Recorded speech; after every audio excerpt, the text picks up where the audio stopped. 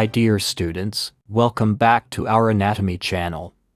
In today's session, we'll explore the patella, the largest sesamoid bone of the human body, beautifully placed in front of the knee joint, to protect it and enhance the power of the quadriceps muscle. For a better understanding, please refer to my previous video on the knee joint.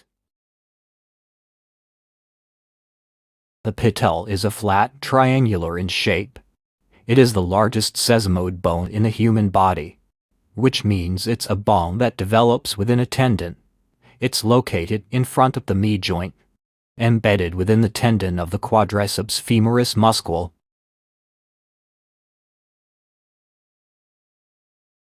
The base of the patella facing upward, and the apex facing downward. Its anterior aspect is convex and rough, whereas its posterior surface presents a large articular surface divided into small medial part and large lateral part. These are the articular surfaces of knee joint. Anatomical position. In the anatomical position, the patella lies in front of the knee joint, which is located between the femur and tibia. Its apex faces downward and its base faces upward. Its articular surface faces posteriorly. The large lateral part of articular surface determines the site. Features and attachments. The patella has 3 borders: superior, medial, and lateral, and 2 surfaces, anterior and posterior. Attachments. The apex of the patella provides attachment to the ligamentum patellae, which connects the patella to the tibial tubercle.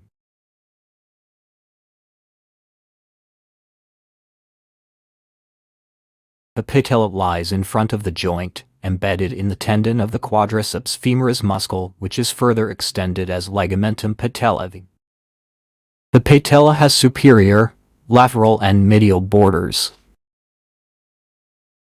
Superior border, also called base.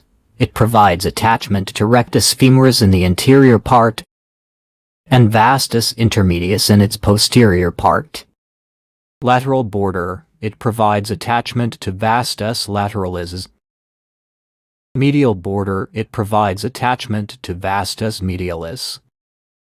And its apex gives attachment to ligamentum patellae. So that's all about the attachments of the patella. This is the small bone, but a big role in knee stability and movement.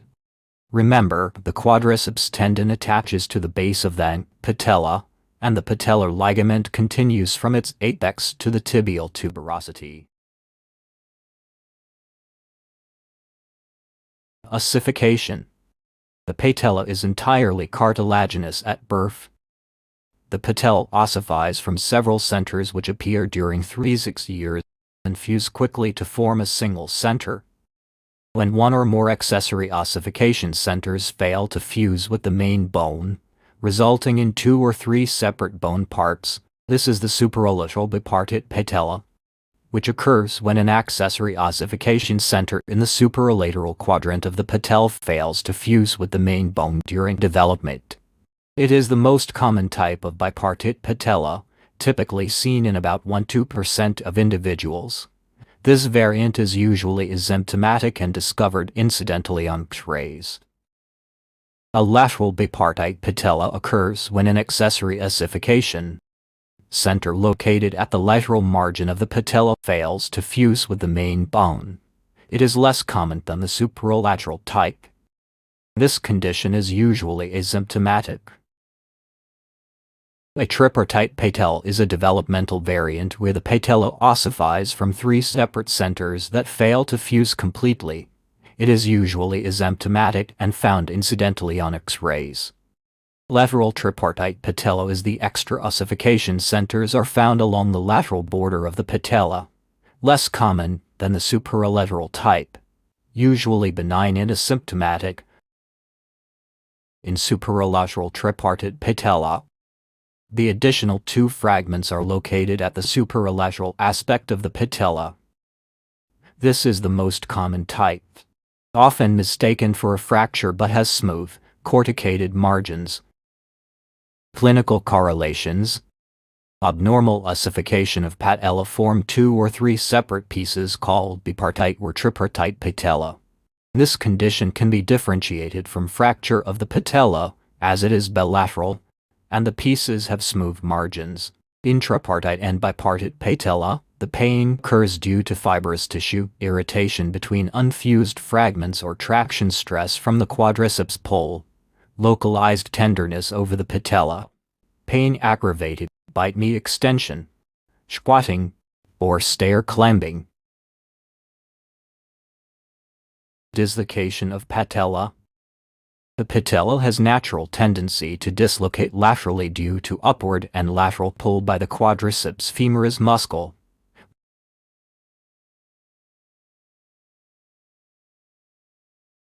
Fractures of patella. A fracture of the patella refers to a break in the kneecap due to direct or indirect trauma. Types of fracture. Patella fractures are classified by its displacement and patterns. Transverse fracture. Transverse fracture is a horizontal fracture across the kneecap, often caused by a direct impact or muscle contraction. Vertical longitudinal fracture, a fracture running from the top to the bottom of the patella. Comminuted fracture.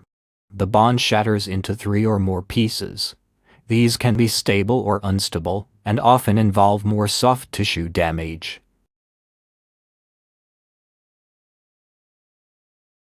Stellate fracture.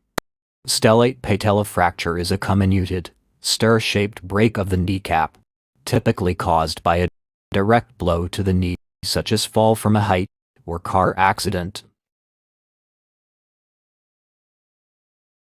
Osteochondral fracture, a fracture that includes a piece of the articular cartilage, often resulting from a direct blow or hyperflexion.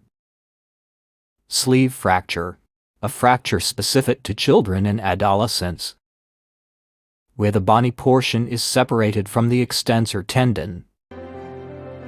That's all for today's topic, the patella. If you enjoyed this session, please like, share, and subscribe to our channel for more anatomy insights. Thank you for watching.